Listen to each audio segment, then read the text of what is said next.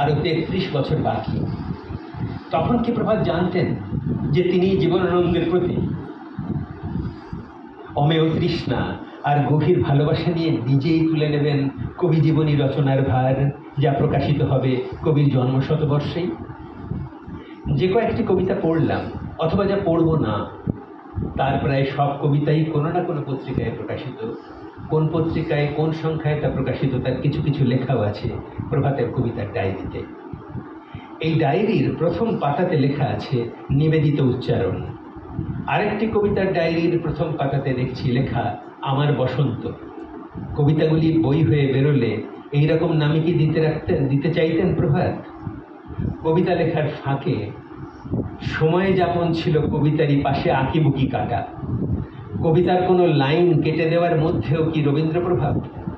অনেক পাতাতেই দেখতে পেয়েছি প্রভাতের আঁকা স্কেচ। আমার স্মৃতি পুড়ে ছাই হবে অকালে, রাত্রির কথা কার মনে থাকে সকালে। কোনো পাতায় এই দুটি পংক্তি লিখে তারপর রেখায় রেখায় ঘিরে দিয়েছেন তার প্রতিটি শব্দ।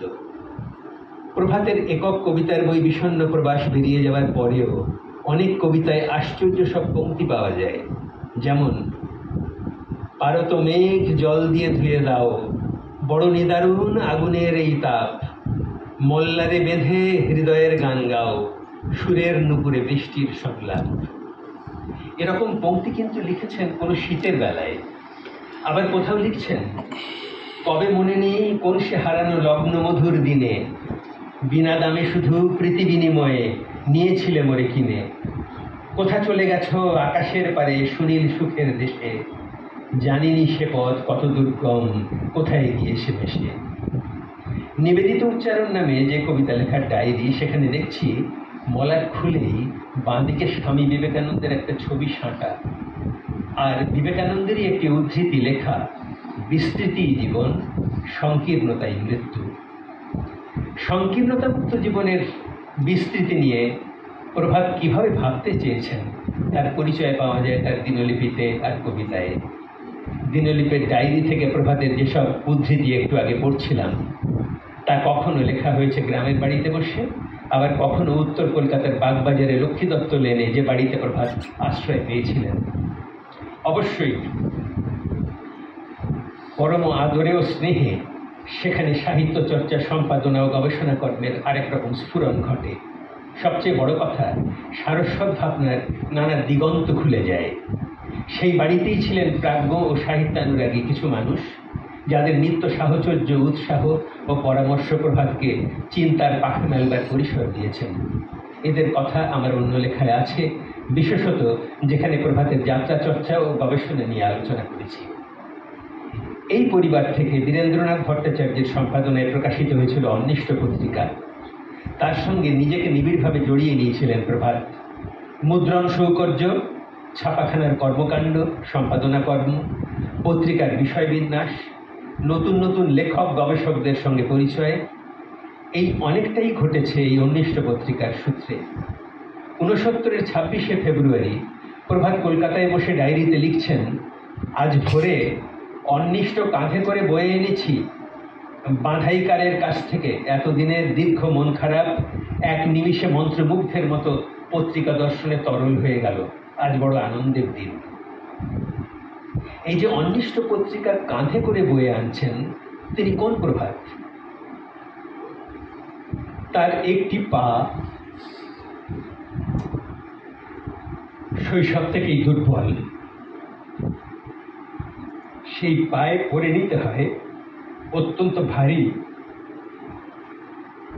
একটা অর্থোপেডিক জুতো, আর সেই জুতো মাপ মতো তৈরি করিয়ে নেবার কাজও ছিল অত্যন্ত কঠিন। সব জুতো নির্মাতারা এ কাজ করতে পারতেন না। একদিন ডায়েরিতে প্রভাত লিখছেন, পাদুকা গ্রহণ পর্ব শেষ হয়েছে, এ যেন দীর্ঘ তপস্যার ফল। যা হোক, পিসিমাকে বলা যাবে তবু। কলুটোলার রাস্তায় জুতো পরে হাঁটলাম বেশ সময়, পায়ের তলায় সত্যিকারের কলকাতা বদলে যাবে, পায়ের নিচে আরেক কলকাতার স্পর্শ। খুব খারাপ হলো জানো, হয়তো নতুন করে ভালো হলো। কলকাতায় তার সংগ্রামের ছবি তুলে ধরতে প্রভাত আবার লিখেছেন, কলকাতার এ পর্যন্ত 3টে পর্ব স্বতন্ত্র বিস্ময়ের। কার্তিক বসু লেনে এসে রান্না করলাম নিজের হাতে, পাথুরিয়া ঘাটায় চশমা, লক্ষ্মী দত্ত লেনে পাদুকা। এরকম বদল বদল খেলায় জীবনটা বেশ চলেছে।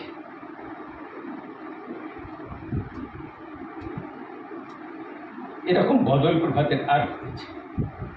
মসজিদ বাড়ি স্ট্রিটে এক কামরার ঘরে সপরিবারে থাকা, বইয়ে ঠাসাঠাসি এক চিলতে ঘরে বসে পড়া, খাওয়া, শোয়ার জায়গাও প্রায় নেই। আবার বাগবাজারে রাস্তার কলে স্নান, তারপর বেলগাছিয়া ভিলা, কাজ করার মতো সার্থক পরিসর মেলে না কিছু। এমন ঘন ঘন ঠাঁই বদল ঘটেছে জীবনানন্দের কর্মজীবনেও। খুলনা, দিল্লি, কলকাতা, খড়গপুর, এমন অনেক জায়গা। আর চাকরি পাওয়া বা চাকরি খোয়ানো আরও অনেক বেশি। বাড়ি ভাড়া নিয়েও অশান্তি কম হয়নি। জীবনানন্দের যেমন ঘোরতর সংকট হয়েছিল দক্ষিণ কলকাতার ল্যান্সডাউন রোডের বাড়ি ভাড়া নিয়ে, প্রভাতেরও তেমনি ঘোর সমস্যা দেখা দিয়েছিল মসজিদ বাড়ি স্ট্রিটের বাড়ি ভাড়া নিয়ে। দুজনের ক্ষেত্রে দেখা দিয়েছিল উপভাড়াটিয়া নিয়ে সমস্যা। অথচ প্রভাত মসজিদ বাড়ি স্ট্রিটে ছিলেন 17 বছরেরও বেশি। এইখানে থাকার সময় গবেষণা ক্ষেত্রে সবচেয়ে বেশি সংযোগ ঘটেছে। এই সময়ে জীবনানন্দকে নিয়ে তার অনুসন্ধান আরও সংহত চেহারা পাচ্ছে এই বাড়িতে বসেই। এভাবে বলছি বলে কেউ যেন ভেবে নেবেন না আমি জীবনানন্দের সঙ্গে প্রভাতের কোন অনুপুঙ্খ সাদৃশ্য সন্ধানে এগোচ্ছি। মোটেই তা নয়। বরং ওই যে শুরুতে বলছিলাম, জীবনানন্দের কবিতা বা তার শত আঘাত জর্জরিত জীবন থেকে প্রভাত কি কোনো শক্তি সঞ্চয় করছেন? তিনি কি ভেবেছেন জীবনানন্দ যেমনটা পারতে পেরেছেন তার কণামাত্রও কি আমি পারবো না অনন্ত যাপনে, অন্তত আমার নিজের যাপনে? জীবনানন্দ যেমন বলতে পারতেন, এই পৃথিবীর পথে আমি ফলিয়াছি। এই উচ্চারণের মধ্যে দিয়ে আমাদের যেমন দৃষ্টি সীমা ছড়িয়ে উধাও দিগন্তের দিকে নিয়ে যায়, প্রভাতের কি ইচ্ছে হয় না তার কাছে পৌঁছতে? 1967-তে হরিখালিতে বসে প্রভাত লেখেন এখনো অনেক পথ নামে একটি কবিতা। তাই আমি আবার বলছি জীবনানন্দের কথা, এই প্রভাতের এই পৃথিবীর পথে আমি ফলিয়াছি।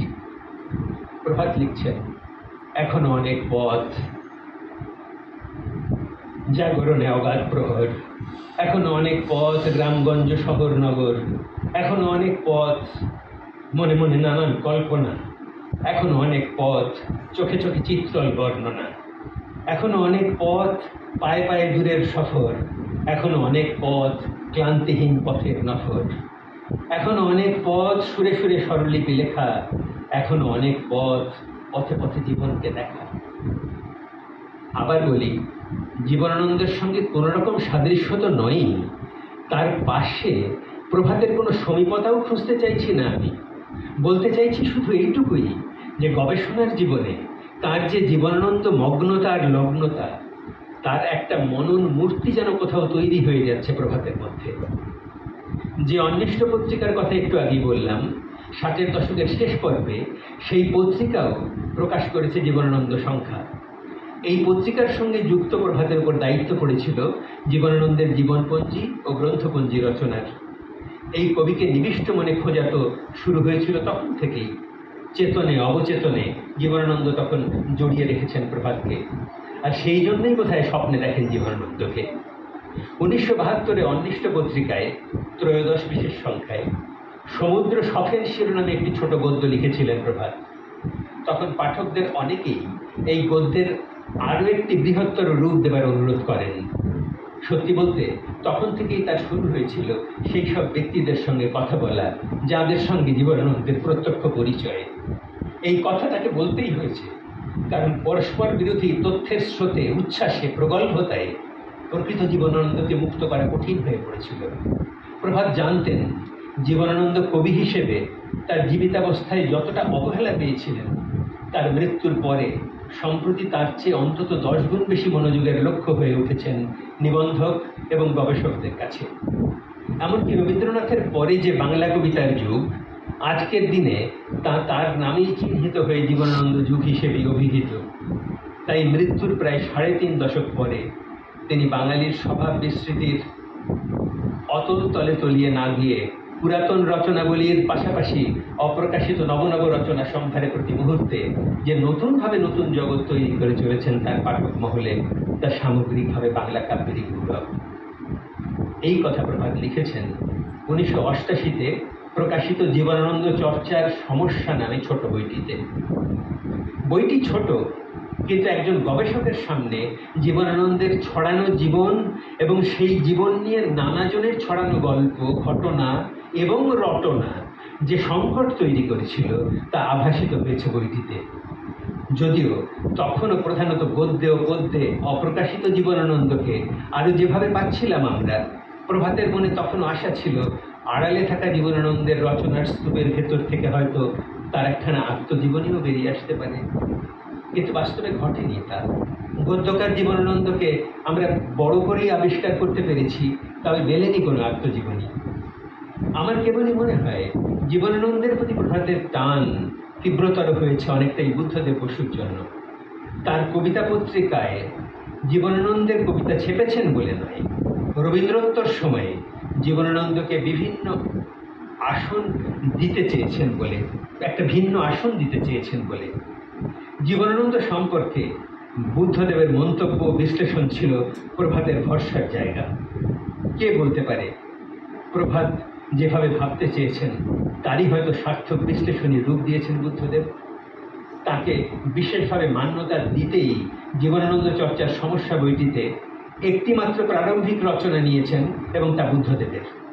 তিনি বলেছিলেন জীবনানন্দ বাংলা কবিতার এক জাদুকর, ঐন্দ্রজালিক।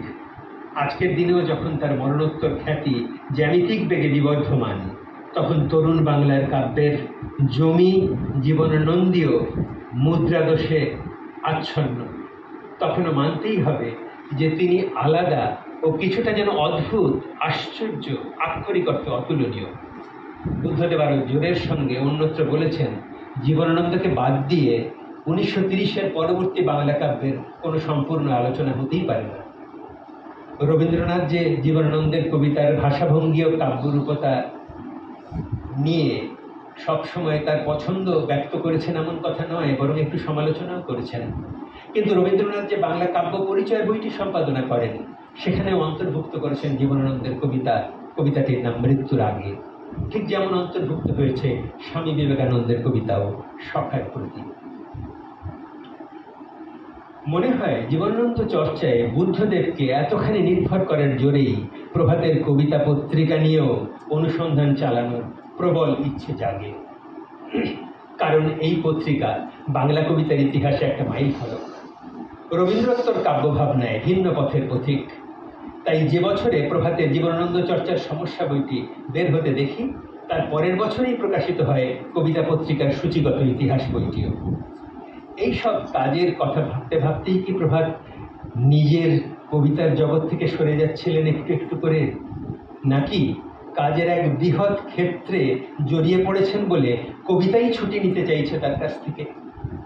গবেষণাধর্মী এই কাজের জগতে পৌঁছবার আগে ওই ১৯৬৯ সালের ডায়েরিতে প্রভাত শেষ দিনে যা লিখে রেখেছিলেন তা এক অর্থে প্রতীকী মনে হয়। তার ডায়েরিতেই প্রভাত লিখেছেন, বেশ কিছুদিন মানুষের কাছ থেকে দূরে থাকতে হবে, নির্জনতার প্রয়োজন, যে কোনো প্রকারেই হোক নিজের মনটাকে হাতে আনতে হবে। কবিতা লিখছি না দীর্ঘদিন, লিখতে চাইলেই ভয় হয় ব্যর্থ হব। যে কবিতা লিখতে চাই সে কবিতা আমি দীর্ঘদিন লিখতে পারছি না, আমার পক্ষে সম্ভব হচ্ছে না তা লেখা। প্রভাতের বিষণ্ণ প্রবাস কবিতা বইটির কিন্তু বইটি লেখার ২ বছর পরে এই কথাটি উল্লেখ করেছেন। এরপরেও কবিতা লিখেছেন প্রভাত, তা ছাপাও হয়েছে বিভিন্ন লিটল ম্যাগাজিনে, সম্পাদকরা চেয়েও নিয়েছেন তার কবিতা।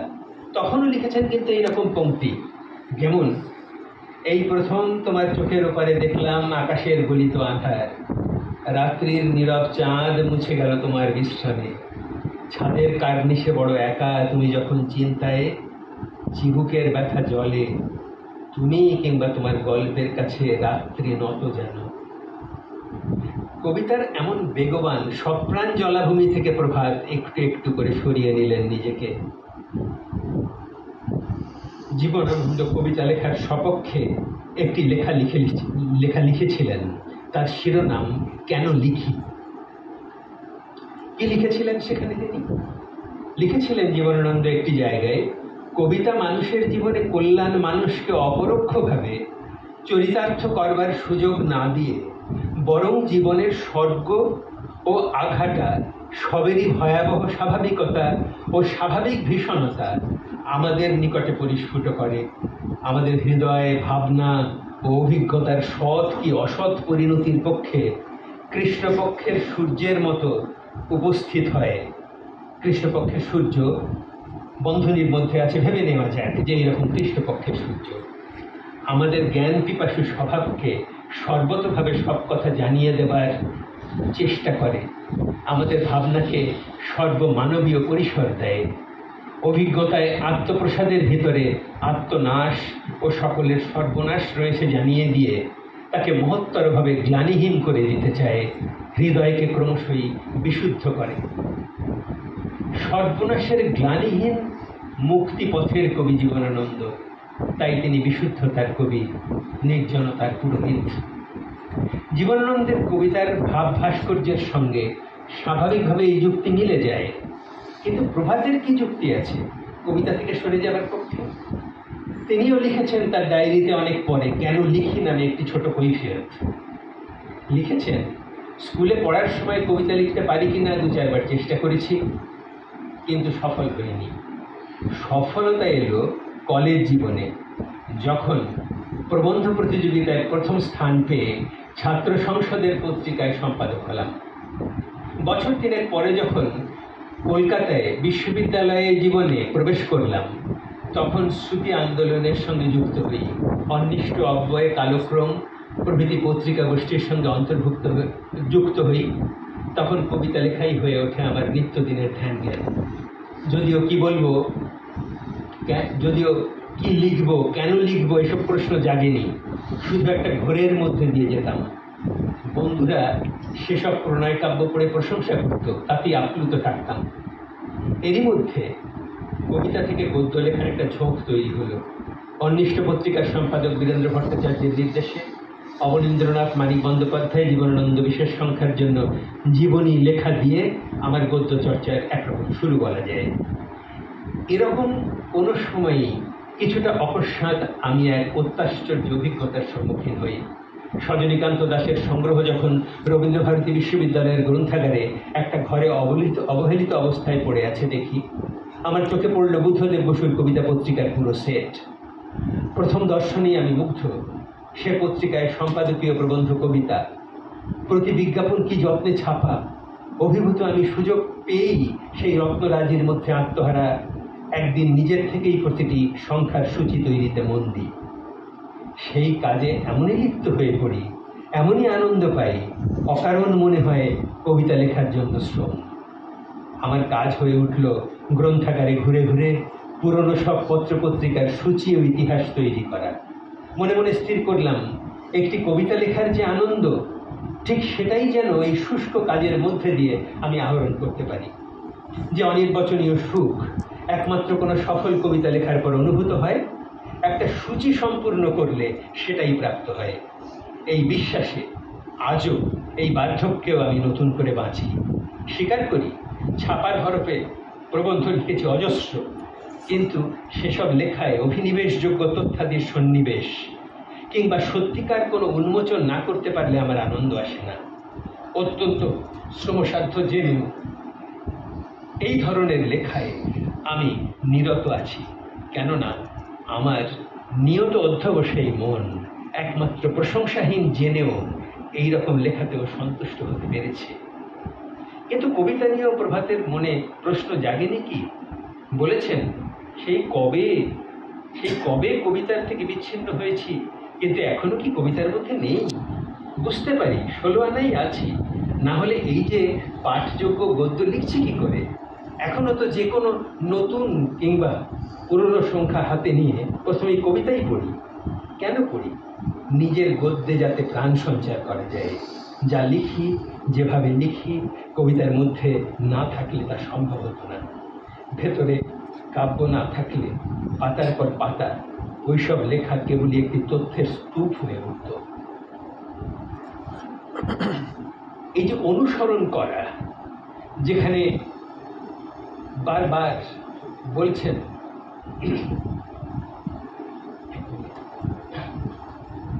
প্রভাত জানতেন যে বাঙালি পাঠক সমাজে এখনো বিবলিওগ্রাফির তেমন স্বীকৃতি নেই। ব্রজেন্দ্রনাথ বন্দ্যোপাধ্যায়, পুলিন বিহারী সেন, সজনীকান্ত দাশের কাজের কথা তেমন প্রচারিত নয়, তাও জানতেন। তবুও প্রভাতের ব্রত ছিল লেখার জগতে যতটা পারা যায় সার্থক উত্তরসূরি হতে না পারলেও ব্রজেন্দ্রনাথ কিংবা পুলিন বিহারী সেনকে অনুসরণ করা। এই যে অনুসরণ, এই ব্রত নিয়ে প্রভাতকে অনেক কঠিন পথ বেছে নিতে হয়েছে। একটা অভিজ্ঞতার কথা বলি। 2005 সালে দেশে যখন তথ্যের অধিকার আইন এলো, তখন এই বিষয়ে আমাকে একটি বই সম্পাদনা করতে হয়। শঙ্খ ঘোষ, পবিত্র সরকার থেকে অনেকের লেখাই সেখানে অন্তর্ভুক্ত করেছি আমি। তখন প্রভাতের কাছ থেকেও আমি একটি লেখা চাই, কারণ তার গবেষণার ভিত্তি হলো তথ্য সংগ্রহ এবং সেই তথ্যের যথার্থতা। সুতরাং তার অভিজ্ঞতার খুবই গুরুত্ব আছে। প্রভাত লিখেছিলেন যে লেখাটি, তার শিরোনাম ছিল নিষেধের অন্ধকারে। লিখছেন প্রভাত, কি দুঃসহ অভিজ্ঞতা তার। প্রভাতকে এক জায়গায় বলতে হচ্ছে, একটি সরকারি দপ্তরের লেখাগারে পরিচিতি সূত্রেই পুরনো নথি দেখতে চাইলেন। প্রভাতের ভাষাতেই আমাকে বলতে হচ্ছে যে আমাকে আশ্চর্য করে টেলিফোনে আমার নাম শোনা মাত্রই তিনি আমাকে চিনতে পারলেন, আশ্বস্ত করলেন সামনের সপ্তাহে যে কোনো দিন টেলিফোন করে চলে আসুন। সামনের সপ্তাহে টেলিফোন করতে জানালেন, ওহো, দিন 3 পর একবার করুন। 4 দিন পর করলে বললেন সামনের সপ্তাহে অবশ্যই হয়ে যাবে। সামনের সপ্তাহের 2-3 দিন বাদে করতে তিনি জানালেন, একটা বক্তৃতা লিখতে ভয়ানক ব্যস্ত আছি, দিন 10 ছুটিতে আছি, ঠিক 15 দিন পরে আপনি করুন। হিসেব করে দেখুন, প্রায় মাসাধিক কাল অতিবাহিত। তবু আশা, যদি দৈবাৎ কৃপা হয়। রাত 11টায় মোবাইলে পাওয়া গেল তাকে। তারপর তিনি বললেন, এত অস্থির হচ্ছেন কেন? আপনার লিখিত অনুমতি নেওয়া আছে। আমার টেবিলে বসে আপনি না হয় দেখতে পেলেন ফাইলগুলো, তাতে আপনার কি সুবিধে? কি করবেন শুধু দেখে? কোনো কিছু লিখতে তো পারবেন না। লিখে এবং সেই পাতাগুলো পরীক্ষা করিয়ে তা ব্যবহার করা যায় কি না তার অনুমতি নিতেও তো 7-8 মাসের ধাক্কা। আমি যত আপত্তি করি না, আমি যত তাড়াতাড়ি করি না কেন, পুলিশ দপ্তরের অনুমতি পাওয়া সে তো এক মহা ঝামেলা। 8 ঘন্টা মোবাইলে কথা বলার পর এই হবে না শোনার অর্থদণ্ডের পরিমাণের কথা ভেবে মনটা বিষণ্ণ হয়ে উঠল। মনে মনে হিসেব করতে করতে বসলাম, এই তাহলে আমাদের স্বাধীনতার দৌড়। প্রাক স্বাধীনতা যুগের কোনো একটি তথ্য হয়তো প্রভাতের প্রয়োজন ছিল, তবু তো গবেষণার অনুসন্ধানের কাজ। থামিয়ে দেননি প্রভাত, বলেননি এ কথাও। কবিতাতেই ডুবে থাকা ভালো ছিল। এইরকমই ছিল প্রভাতের পদ্য থেকে গদ্যের পথে অভিযান। পঞ্জি রচনাকার, সূচি নির্মাতা, জীবনীকার, সম্পাদক, সমালোচক, এদের রচনা কতটা লেখার মর্যাদা পায় তা নিয়ে সংশয় ছিল প্রভাতের। প্রভাত একদিন আমাকে জানালেন, জীবনানন্দের জীবনী না লিখলে তার প্রথম প্লেনে চড়া হতো না, সস্ত্রীক বাংলাদেশে যাওয়া হতো না। যদিও বাংলাদেশের সবচেয়ে পুরনো নাট্যপত্র রামেন্দু মজুমদার সম্পাদিত থিয়েটার পত্রিকার সূচি সংকলন ও ইতিহাস লেখার জন্য সেখানে যেতে হয়েছিল। সেখানে অবসর প্রকাশনের কাছ থেকে নতুন করে জীবনানন্দের জীবনী লেখার বরাত পেয়েছিলেন। ঘুরে এসেছেন জীবনানন্দের মনোভূমি বরিশালেও।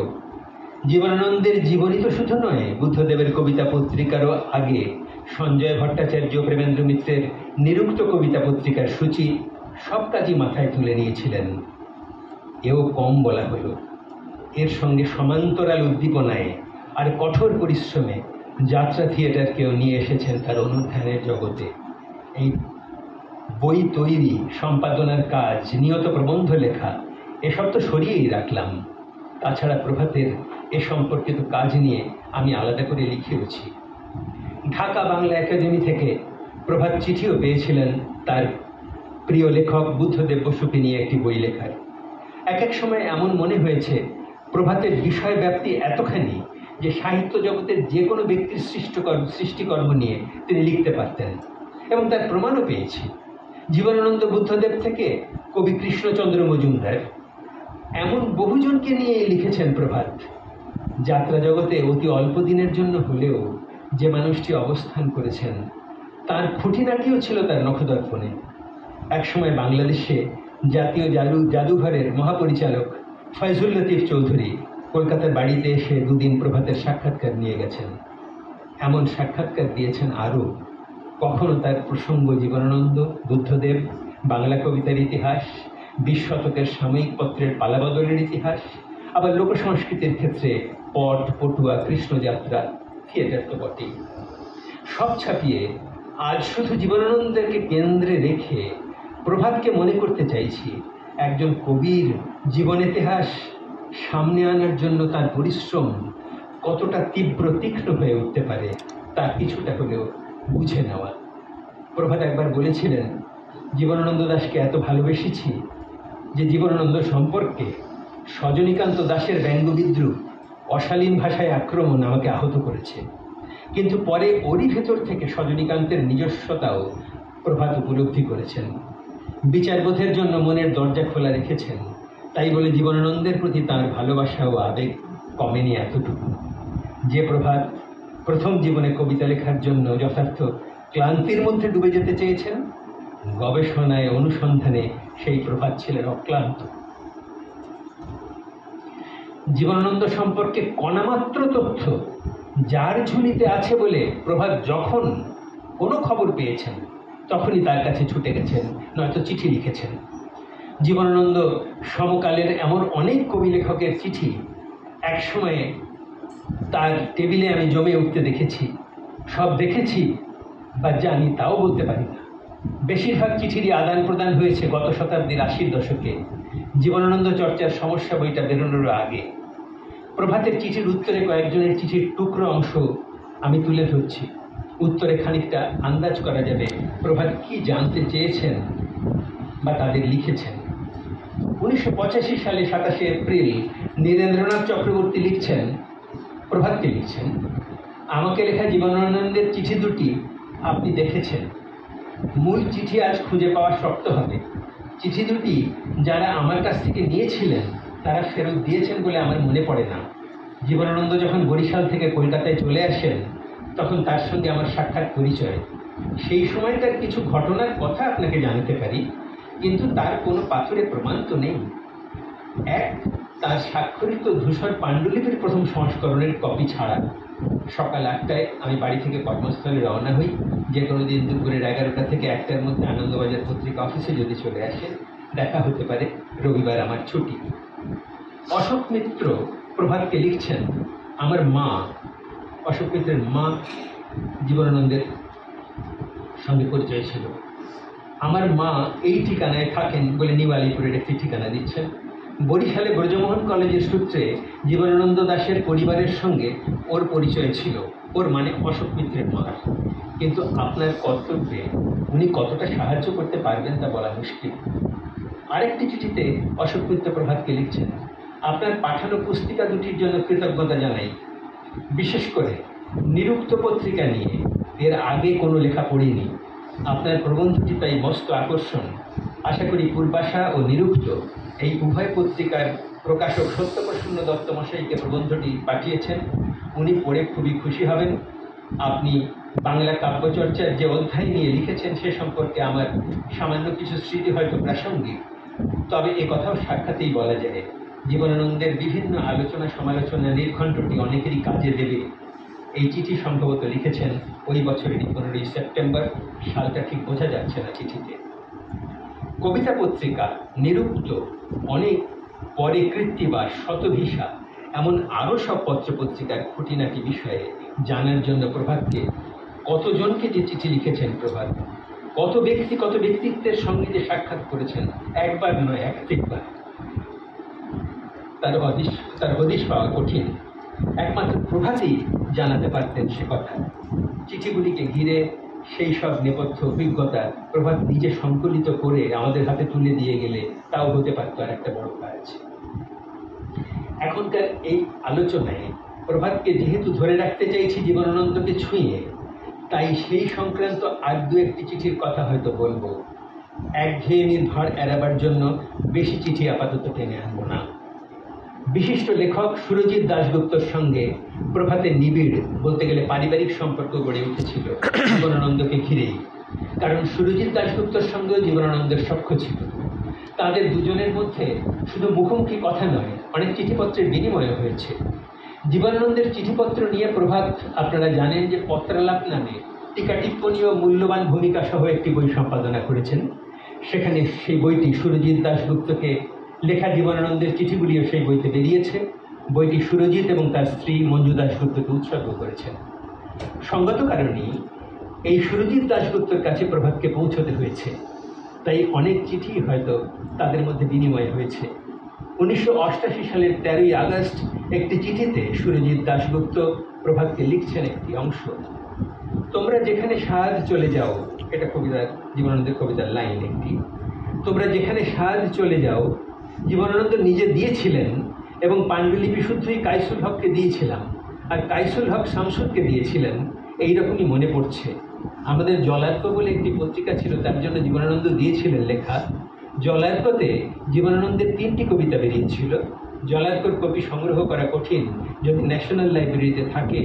আমাদের সব কাজ 1968 জলপাইগুড়ির বন্যায় নষ্ট হয়ে গেছে। জলার্ক জলপাইগুড়ি থেকে বের করতাম 1953 থেকে 55 সালে। অধুনায় প্রকাশিত প্রবন্ধটির কথা ভুলেই গেছিলাম, প্রবন্ধটি খুঁজব। চিঠিগুলির জেরক্স যত শীঘ্র সম্ভব পাঠাচ্ছি। 1992 10ই আগস্ট আরেকটি চিঠিতে সুরজিৎ প্রভাতকে লিখছেন, আপনাকে একটা বিশেষ প্রয়োজনে এই চিঠি দিচ্ছি। উত্তরসূরির সম্পাদক প্রয়াত অরুণ ভট্টাচার্যের স্ত্রী সম্প্রতি আমায় একটি চিঠি দিয়েছেন। অরুণ ভট্টাচার্যের স্ত্রী আপনারা কেউ কেউ জানতেও পারেন, তার স্ত্রীর নাম প্রকৃতি ভট্টাচার্য। তিনিও কবি ছিলেন। তার একটা কবিতার বইয়ের নাম জলের অতল বড় জাদু জানে। সে কথা এখানে এই চিঠিতে লেখা নেই, এখানে আমি প্রসঙ্গত বললাম। স্ত্রী সম্প্রতি আমায় চিঠি দিয়েছেন। অরুণদাকে লেখা জীবনানন্দ, বিষ্ণুদেব, সুধীন্দ্রনাথ, বুদ্ধদেব, অমিয় চক্রবর্তী, দুর্যোটি প্রসাদ প্রমুখের অনেক চিঠি আছে। তাই কাব্য বিষয় এগুলো মূল্যবান চিঠি, কিন্তু বৌদির জীবদ্দশাতে এগুলোর কোনো সুব্যবস্থা না হলে আর কি হবে। তিনি আমায় মনে করেছেন। আমার মনে পড়ল আপনার কথা। আপনি আগ্রহী হলে আমি অন্যভাবে ভাবব, কিন্তু প্রথমে আপনাকেই জানানো কর্তব্য, মানে প্রধানকেই জানানো তার কর্তব্য মনে হয়েছে। আপনি আগ্রহী হলে আপনাকে একটা চিঠি দিতে পারি, যেটা নিয়ে আপনি বৌদির সঙ্গে যোগাযোগ করতে পারেন। তাছাড়া আমিও আপনাকে নিয়ে যেতে পারি, তবে সব আগে আপনার বক্তব্যটা জানা দরকার। জীবনানন্দের সঙ্গে চিঠিপত্র বিনিময়ে হয়ে থাক আর নাই থাক, তার সঙ্গে কোনো রকম যোগাযোগ ঘটেছিল জানতে পারলেই প্রভাত যেভাবেই হোক সেই ব্যক্তির কাছ থেকে ফুটিয়ে সব রকম তথ্য সংগ্রহের চেষ্টা করে চলেছেন। এমনি করেই অম্লান দত্ত, প্রেমেন্দ্র মিত্র, বিরাম মুখোপাধ্যায়, কিরণ শঙ্কর সেনগুপ্ত, ভূমেন্দ্র গুহ, বিশ্ব বন্দ্যোপাধ্যায় অনেকের সঙ্গেই প্রভাতের পত্র বিনিময় হয়েছে। এর সঙ্গে কবিতা পত্রিকা, নিরুক্ত, শতভিসা প্রভৃতি পত্রিকার সূচিগত ইতিহাস রচনায় বহু ব্যক্তির সঙ্গে কথা বলেছেন, দেখা করেছেন। জীবনানন্দকে নিয়ে তথ্য সম্ভার গড়ে তুলেছেন। জীবনীকার ও ইতিহাস প্রণেতার এভাবেই কাজ করতে হয়। শরীরকে তুচ্ছ করে এ প্রান্ত থেকে সে প্রান্ত প্রাণান্ত পরিশ্রমে ঘুরে বেড়ানোর কাজ ছিল প্রভাতের পরম সুখ। জীবনানন্দের পংক্তি মনে পড়ে। শিরোনামহীন একটি কবিতায় লিখেছিলেন তিনি, জীবনানন্দ লিখেছিলেন, যদিও নতুন দিনে জন্মিয়াছি, কাঁধে করে আনিয়াছি নতুন লাঙল, অব্যর্থ অতীত তবু হৃদয়ের পিণ্ডে আজ তুলিতেছে সেই শিহরণ। তার কৃতদাস হয়ে শুধু আমাদের অন্তরের রক্ত আজ হয়ে যায় জল। প্রভাত তার নিজের কবিতাকে ছুটি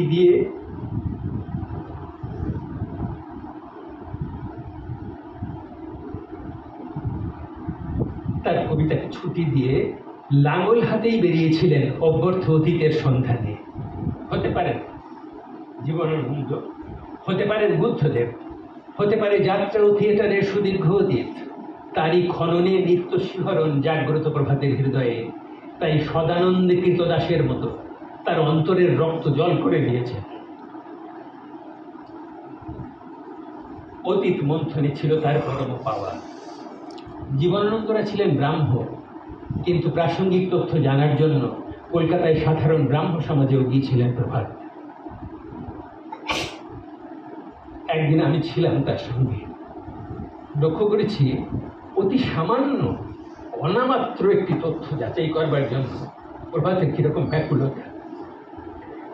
আমার শাশুড়ি স্থানীয় মাসি ছিলেন হাওড়া গার্লস কলেজের জীবনানন্দের ছাত্রী, নাম রীতা সনাতনী। তিনি কাজ ও বিবাহ সূত্রে পরে ক্যানাডায় থাকতেন, ১.৫ দশক হল প্রয়াত। তিনি কি এবং কতটুকু জানেন জীবনানন্দ সম্পর্কে তার হদিশ নিতে চেয়েছিলেন প্রভাত আমাদের মাধ্যমে। তাকে চিঠি লিখে শিক্ষক সম্পর্কে ছাত্রীর অভিজ্ঞতা যে আনিয়ে প্রভাতের হাত তুলে দিয়েছি। কোনো কাজ করতে গিয়ে রাশি রাশি তথ্যের বিপুলতা যেমন নির্ভর এক জটিল আবদ্ধ তৈরি করতে পারে, তেমনি অনুসন্ধানের সফল সীমায় পৌঁছতে এক মুক্ত সহজতাও এনে দিতে পারে। প্রভাত সেই পরিমিতি নিয়েই কাজ করেছেন। জীবনানন্দ দাশের জীবনপঞ্জি, গ্রন্থপঞ্জি সংক্রান্ত কাজের প্রশংসা করে দেবীপদ ভট্টাচার্য ১৯৮৪ সালে ১২ই মার্চ প্রভাতকে লিখেছিলেন, আপনি নিজেকে এই ধরনের সৎ কার্যে নিয়োজিত রাখুন। এসবের মধ্যে দিয়ে আপনি শান্তি ও আনন্দ লাভ করবেন, তিক্ত পরিবেশের ঊর্ধ্বে নিজেকে রক্ষা করতে পারবেন। তিক্ত পরিবেশের কথা তুললেন কেন দেবীপদ? তিনি কি তেমন কিছু জানতেন? এর ৮ মাস পরেই দেবীপদ লেখা আরেকটি চিঠিতে দেখতে পাচ্ছি, সেখানে লিখছেন দেবীপদ, আপনার মূল্যবান কাগজপত্র কীটদষ্ট লুপ্ত প্রায় হয়েছে জেনে ব্যথিত হলাম। অনেক শ্রম ও অর্থ সময় ব্যয় করে সেগুলি সংগ্রহ ও সংকলন করেছিলেন, আবার তাদের ফিরিয়ে আনা বড় কঠিন। জীবনে অনেক অনাদর পেয়েছেন, প্রাপ্য মর্যাদা পাননি। এসব থেকে অর্থাৎ সংসার বিষবৃক্ষস্য একটি অমৃত ফল। আলংকারিকেরা যাকে বলেছেন কাব্য সাধক, তাই নিয়ে অনেক তিক্ততা ভুলেছিলেন। এখন বিধাতা তা থেকেও আপনাকে বঞ্চিত করলেন, কিন্তু মনোবল হারাবেন না। যা শুধু হরণ করে পূরণ করে না, তাকে প্রশ্রয় দেবেন না। হয়তো অভিভাবকের মতো মনে মনে প্রভাত অনেক কথাই দেবীপদ ভট্টাচার্যকে বলেছিলেন, তাই হয়তো এমন পরামর্শ। প্রভাতকে লেখা আরও অনেকের সঙ্গে শঙ্খ ঘোষের চিঠিও আছে। ১৯৯১-এর ১২ই নভেম্বর একটি চিঠিতে তিনি প্রভাতকে লিখছেন, আপনার এই সুপরিশ্রমী কাজগুলি পরবর্তী পাঠক ও গবেষকদের যে কত সুবিধা করে দিচ্ছে তা বলার নয়। সব তথ্যই খুঁটিয়ে যাচাই করে নেবার ব্যাপারটা প্রভাতের ছিলই। প্রসঙ্গত বলি, শুধু জীবনানন্দ নয়, বিনোদ বিহারী মুখোপাধ্যায়ের ছবি বা গুপিগাইন বাঘাবাইন ছবি সম্পর্কে দু একটি তথ্য জানতে প্রভাত একাধিকবার সত্যজিৎ রায়কে চিঠি লিখেন। এর মধ্যে একটি তথ্য জানতে চেয়েছিলেন, গোপীগাইনে ক্ষীরোদনট্টের কোনো ঢোল বা বাদ্য ব্যবহার করা হয়েছে কিনা। প্রকৃতপক্ষে যে তা ব্যবহার করা হয়নি তাও তাকে জানিয়ে দেন সত্যজিৎ। প্রভাতের আগ্রহের বিষয় ছিল অনেক। জীবনানন্দ দাশ সারা জীবন স্বজন বন্ধুদের যত চিঠি লিখেছেন, তার মধ্যে তার কবিতা, বই প্রকাশ, অপরের কোনো লেখার প্রশংসা, এসব প্রসঙ্গ নিশ্চয়ই ছিল, কিন্তু বেশি করে তিনি অসহায়ের মতো যে দুটি প্রার্থনা তাদের জানাতেন, তার একটি হলো তার চাকুরি সন্ধান, আর একটি নির্জনে লেখালেখি করবার জন্য সাধারণ একটি দুটি ঘর। প্রভাতেরও সংকট ছিল সেই রকম।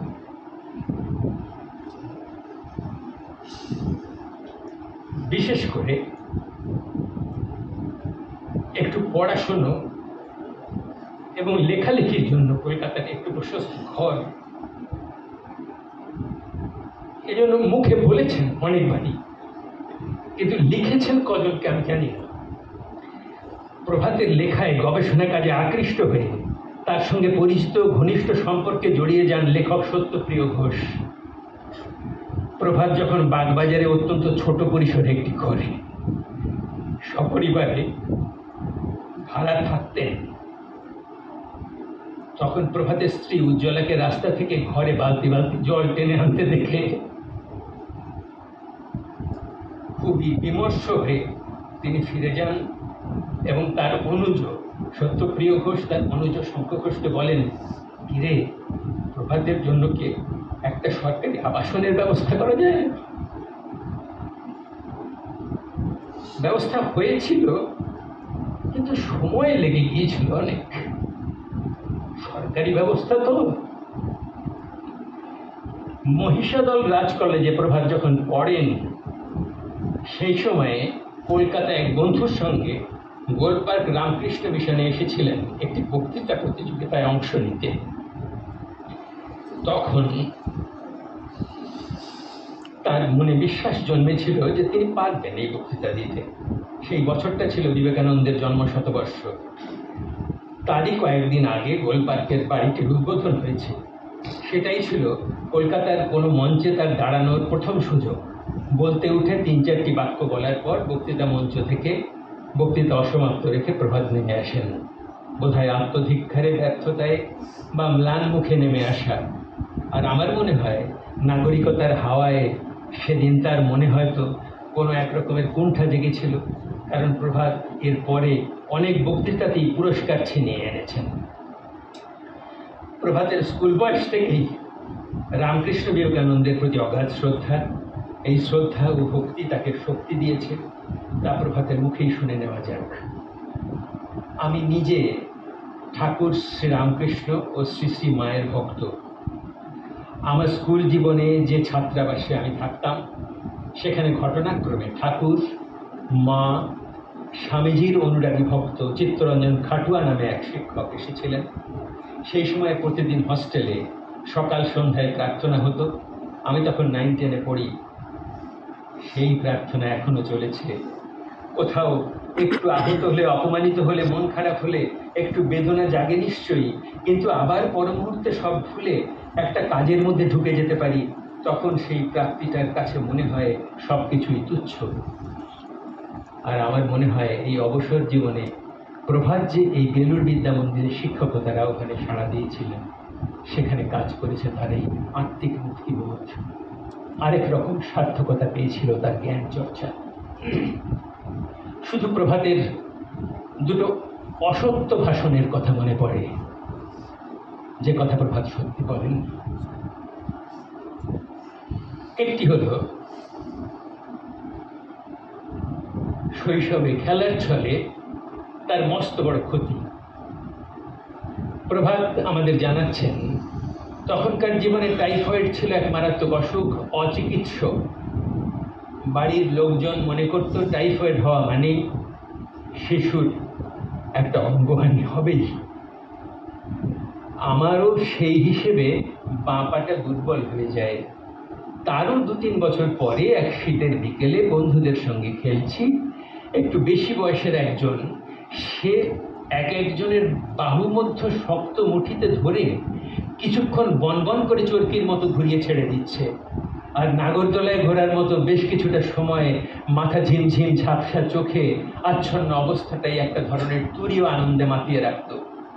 কিভাবে যে সেই খেলাটাই আমার কাল হলো, যে আমায় ঘোরাচ্ছিল, তার অসতর্কতায় হাত থেকে ছিটকে পড়লাম দূরে। আর আমার যেন সংজ্ঞা লোপ পাওয়া অবস্থা। বাঁ পায়ের জানুতে তখন তীব্র যন্ত্রণা, সারা শরীর অবশ। আমার কাতর আর্তনাদ শুনে সঙ্গীরা কেউ ধারে কাছে নেই। আমাকে একা ফেলে রেখে যে যার মতো নিরাপদ দূরত্বে। আমার অসহায় কান্নায় সেই বয়স্ক ছেলেটির একটু করুণা হলো, কিন্তু আমাকে শর্ত দিল, সে আমাকে বাড়ি পৌঁছে দেবে, কিন্তু ঠাকুরের নামে শপথ করতে হবে, কাউকে বলা চলবে না। কিভাবে এই খেলায় তার হাত থেকে আমি ছিটকে পড়েছি, বরং বলতে হবে ভাঙা ঘাটে নামতে গিয়ে পা পিছলে নিজেই পড়েছি। তাই সই যন্ত্রণায় অস্থির প্রাণটুকু থাকতে থাকতে যেন মায়ের কাছে ফিরতে পারি। কোনো রকমে পাঁজা কোলা করে সে আমাকে বাড়ির দরজায় ফেলে রেখে মুহূর্তে অদৃশ্য হয়ে গেল।